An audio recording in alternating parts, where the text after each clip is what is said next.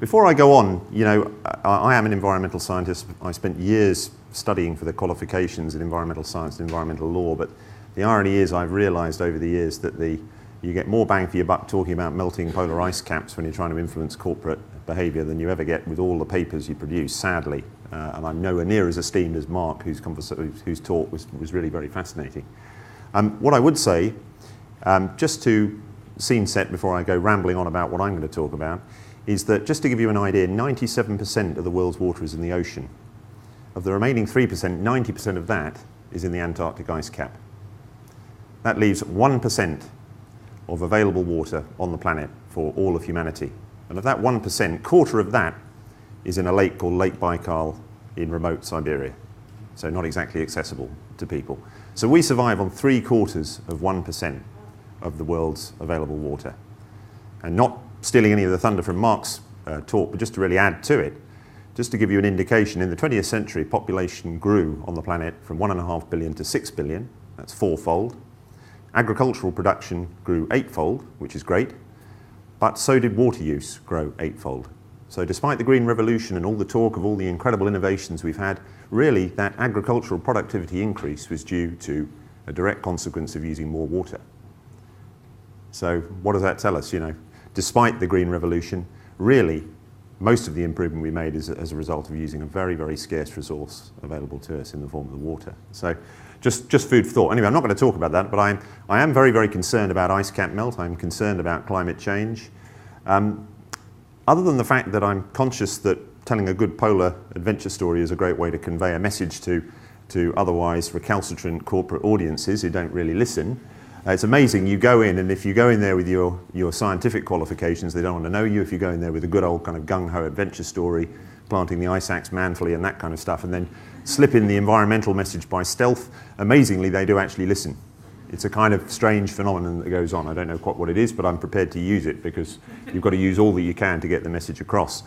I am very concerned about climate change. There have been some very, very dramatic things seen both north and south.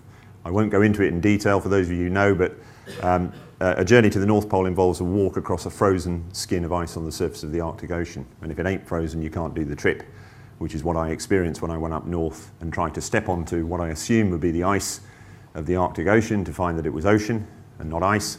And I had to fly by helicopter 60 kilometers offshore to reach the first piece of ice, a piece about the size of this auditorium, solid enough to actually carry my weight, about 10 centimeters thick. Which is incidentally why polar bears are drowning, because they come out of hibernation on the land, expect that ice to be near the shore, and it's nowhere near. It's 60 or 70 k's offshore, and they're swimming to try and reach that ice front to hunt seals and drowning in the process. So it's a very, very serious thing. Anyway, that's 3 minutes gone. So now where am I? The other thing I'm very concerned about is that I prime everyone with all this talk about ice cap melt, and people go out there with a kind of buzz of enthusiasm about doing something about it, and within sort of an hour of leaving a lecture, typically that sort of great surge of enthusiasm tends to have waned somewhat. So I'm very conscious that although it's important to talk to people about the importance of doing something, I'm also very conscious that even more importantly, it's important to give people an opportunity to do something. Rather than just tell them how bad the problem is, it's very important to say, well, this is what you can do about it. Now, in the context of electricity generation in this country, Australia incidentally is the largest coal exporter to China, if you didn't know that. So it's all very well talking about how bad China is, but the reality is Australia supports a lot of that coal-fired power station electricity generation and all the carbon footprint that goes with it. I'm very concerned about trying to do something about fossil fuel electricity generation. That's something that I feel that we can act on, and we can act on locally, and we can act on it now. And I was in the States last year. I was lucky enough to be on an academic fellowship there in the States. And one of the most interesting things that I discovered was this area of choice architecture. Basically, it means how do we influence human behavior? And one of the things going around was the idea of using default opt-ins to get adoption of things, because people are fundamentally resistant to change. And so if you make something the default, chances are, as long as it's not too abhorrent a concept for them to take on board, they will stick with it. You've only got to look at how bad banks are in the UK. I have joint citizenship in the UK. Let me tell you, banks in the UK really are dreadful. Most people, despite being desperately unhappy with their bank's performance, just can't be bothered to leave them. They tend to stick with what they've got, and they normally bank with the same bank their whole life, despite them being very unhappy with it. Anyway, I'm interested in using that sort of fundamental human inertia that exists to try and get a positive green outcome in the area of domestic electricity generation. So at the moment, you get your electricity from, say, Origin or AGL, comes into your home. Most of it comes from fossil fuel sources, unless you are proactive enough to opt into a green plan. My thinking is to try and get a small proportion of your electricity to come from green sources as a default. And it's all about selling that concept to the gentailers, as they call themselves, AGL and Origin and the others, a generator/retailer, and getting them to provide you with a certain amount of green automatically. And if you don't want to receive that, you can opt out by ticking a box. That's the essential idea. And I'm relying on the fact that a certain amount of human inertia will prevent you from wanting to do that because it's not too painful a thing. Now, to give you an idea of another precedent, in Austria and Germany, organ donation after death, a much more contentious issue than green energy, of course, or I think so anyway. In Austria, the situation is, there's a tick box on the back of your driving license. You tick that box if you don't want to donate your organs after death. Otherwise, the Austrian government assumes you're in. In Germany, you have to do the traditional tick the box to opt yourself into donating your organs after death. Who do you think has more uptake? Austria, 3.5 times the uptake. Now, I'm interested in applying the same sort of thinking to green energy at home. It ain't that painful. All the talk about the fact that it costs infinitely more, quite honestly, is nonsense. There is a certain point at which it will cost more. But at the moment, let me tell you, the Origins and AGLs of this world have got about 10% spare capacity to provide more green, and people just aren't demanding it. So consumers, domestic consumers, are sitting on their hands worried it's going to cost more. AGL and Origin are thinking, why is nobody demanding this stuff? We have the capacity, but we're not going to do anything about it unless people sign up. So I'm trying to short circuit that and say, let's just sign people up to a certain amount and see what happens.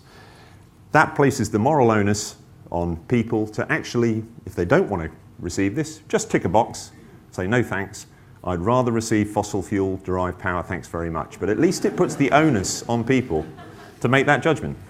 At the moment, everyone gets a free ride. Don't think that's right. There we are, tick box. I've already spoken about that. So the idea of the way it will be delivered ultimately is it'll be a simple tick box on your paper bill. Now, people have said to me, oh, look, that's very simplistic. I mean, it's not that simple. There's contractual arrangements. It's not easy to opt out midway through and all that kind of thing. Obviously, that needs to be looked at, but the concept is sound and it's been run past AGL and Origin, and they're both kind of on board in principle with the concept. And let me tell you that the way that domestic electricity will be in the future, you'll be able to look with a unique identifier number online at what your energy consumption is, and you'll probably be able to change your electricity mix online in the future. That's how instantaneous things will become in the future. So the idea of ticking a box on a bill now, although it seems a little bit revolutionary and, can we really break the contract midway through? Let me tell you, that'll be absolutely routine in the future. How to do it? I'd love to impose this tomorrow, incidentally. By the way, I went to Origin and AGL, and I said to AGL, look, I'm interested in opting people into a certain amount of green electricity. Could you provide that if that were a reality? And they said, yeah, we could. What sort of proportion are you talking about? And I said, look, I don't want to create a burden for you guys by subtly, trying to opt in your whole customer base who are not opted into any green energy into green, and then suddenly finding you've got 100% uptake and you've got to start building, solar arrays and wind farms. What I'm suggesting is a small proportion on a sliding scale. If everybody doesn't opt themselves out, it'll be towards the bottom end of the scale. If hardly anybody stays on board and everybody opts themselves out, we can provide them a bit more. And I said maybe 1 to 5%. They said, well, actually, we can provide about 10% if people were interested at the moment. So maybe let's make it 10%. I'd like to impose this tomorrow, as I say, because I think the situation is very urgent, that we need to do something. Educating the next generation, educating ourselves, all very, very important. Lots of great financial incentives out there and programs to try and get uptake and that kind of thing, and that's all great. But at the end of the day, I think we need to sort of not force people's hand. You still have the choice. You can opt yourself out by ticking a box. But I think we need to, as I say, put the moral onus on people to make that decision if they don't want to get green energy. Where and when? The idea is to trial it in South Australia. I've been speaking with various people here. I've run it past Premier Ran. run it past Tim O'Loughlin, who's in charge of Renewables SA, responsible for marketing South Australia as a kind of renewable generator of the future. And incidentally, we can be proud of the fact, those of you from South Australia, that South Australia is very good in renewables. Lots of good wind projects and geothermal projects and solar in the pipeline.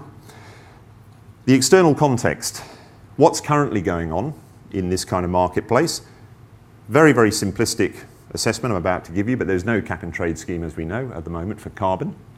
Carbon is like a proxy for green energy generation. In other words, CO2 emissions through something like either a carbon tax or a carbon price is the opposite side of the same coin that the green energy relates to, the green energy generation. So if you incentivize people to generate green energy, they're not releasing carbon. So in the absence of having a carbon tax or a carbon trading scheme, at the moment, we don't have that.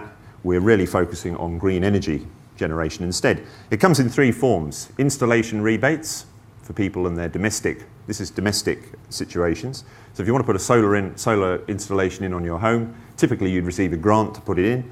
That's kind of died a death. Feed-in tariffs, which do still exist. You get 20 cents or 50 cents a kilowatt hour for all the green energy you generate at home. And then the NRET scheme. Now the reason I mention this, don't get confused. The system I'm trying to introduce is getting individuals to be opted into buying green energy from the retailer. Those first two relate to people installing solar on their home, essentially. The reason I put it in is because NRET is a bit of both. Because the things that the NRET scheme is a legally driven federal scheme that forces Origin and AGL to buy a certain amount of green energy from green energy generators anyway. Most of you may not know this, but you receive a certain amount of green energy anyway, because the retailers are forced to buy it by law under what's called the NRET scheme. And they do it by buying RECs, renewable energy certificates. And the people who produce the RECs that Origin or AGL buy these things from as part of their satisfying their obligation are either people with solar panels on their roofs or wind farm owners on the Eyre Peninsula or whatever it might be.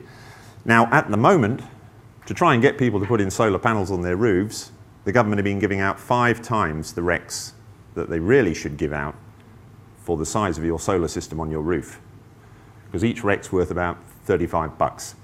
Great to incentivize people to put in solar because it becomes cheap as chips to put it in. What's happened? It's made the RECs market glutted with all these certificates washing around. A bit like paper money and gold. Too much paper money, not enough value really behind it. Too many RECs out there, not enough genuine green energy behind it. My system, if we turn our attention back to the green energy generators, is to say, okay, we're going to opt people into green energy. If they actually don't opt themselves out, that's actually going to start to lift the RECs price. It's going to start to take some of that glut out of the market. That's not so bad for Origin and AGL, because even though they have to buy those things on the open market to satisfy their requirements, they don't want them to be that cheap because they've got a lot of green power generation projects of their own, just mothballed, waiting to come online, waiting for the RECs price to be high enough to justify bringing them online. At the moment, they can't. It's too cheap. So on the one hand, they can buy RECs cheaply to satisfy their legal requirement. On the other hand, it's very difficult for them to genuinely build a business case to generate green power. So everybody's sitting on the fence at the moment, which is why I want to opt people into a certain amount of green to try and break some of this impasse that exists at the moment. Who's involved? 2 days a week I work with a firm called Arup. They're a very innovative group. They're owned by their staff. They're one of the only consulting firm in the world that I know of that are not completely focused on making profit. They cap the profit at 10% and they distribute the profits to the staff, and the rest goes into innovative exercises with social and environmental merit, of which this is one, and they're supporting me to help develop this, together with RIOS and the Australian Institute of Social Research, who are looking at how we will assess the findings of what will be a trial in the first instance. We can't just go and stick these things on people's bills and make it real tomorrow, even though I'd love to. We have to trial it, and that's fair enough. Just to finish, why? Climate change is real. Something I've become very conscious of is that if you do talks about the ice caps and you spend too much time trying to justify that climate change is happening, people start thinking you're trying too hard to convince them that it's happening. So I'm not going to talk any more about it and just say, look, it's definitely happening. We are responsible. A certain amount of the problem is to do with domestic electricity consumption, perhaps 15% of the problem in Australia. And I think a system like this is a good way of getting some good low-hanging fruit quickly, which is what's needed, and creating a critical mass for green energy generation and helping to develop an economy of scale which brings the price down for the electricity generated too. It's a kind of win-win. Thank you very much.